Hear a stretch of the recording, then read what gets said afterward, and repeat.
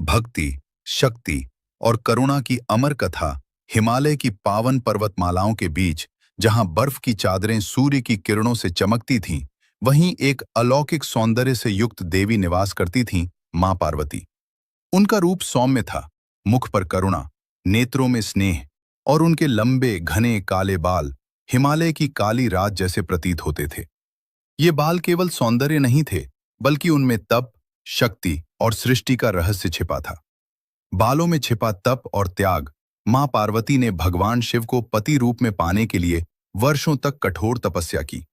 वे खुले आकाश के नीचे बैठती, वर्षा हो या बर्फ, सूर्य हो या अंधकार, उनका ध्यान अडिग रहता। उनके बाल समय के साथ और भी लंबे होते चले गए। उन्होंने कभी उन्हें सजाने की इच्छा नहीं की, क्योंकि उनके लिए तप ही श्रृंगार था।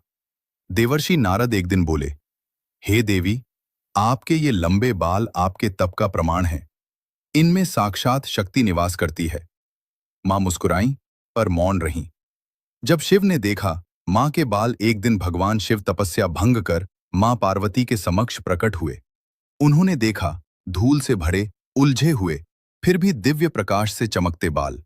शिव बोले, पार्वती, तुम्हारे ये केश साधारण नहीं, इनमें सृष्टि की ऊर्जा बह रही है। मां पार्वती ने विनम्रता से उत्तर दिया, गंगा अवतरण और मां पार्वती के बाल जब गंगा को पृथ्वी पर लाया जाना था, तब उनका वेग इतना प्रचंड था कि धरती नष्ट हो सकती थी। शिव ने गंगा को अपनी जटाओं में धारण किया, परंतु कम लोग जानते हैं, उस दिन मां पार्वती ने भी अपने लंबे बाल खोल दिए थे। गंगा की कुछ धाराएं मां पार्वती के केशों में समा गईं।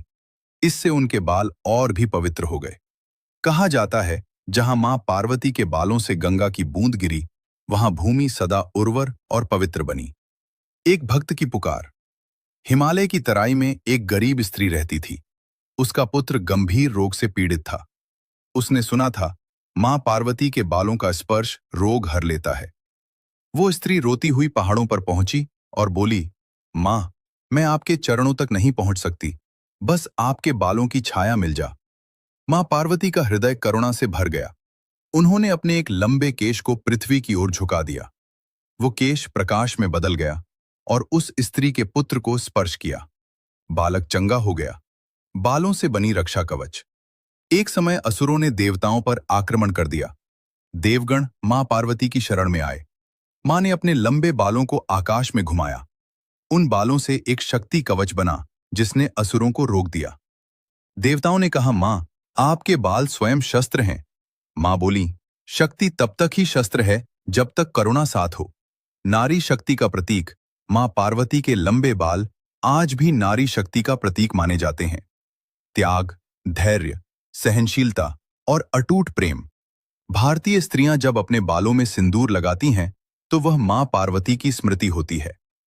अंतिम संदेश कहते हैं, जो श्रद्धा से मां पार्वती के लंबे बालों का स्मरण करता है, उसके जीवन की उलझनें सुलझने लगती हैं। मां पार्वती आज भी हिमालय में नहीं, हर उस हृदय में निवास करती हैं जहां भक्ति और प्रेम है। जय मां पार्वती।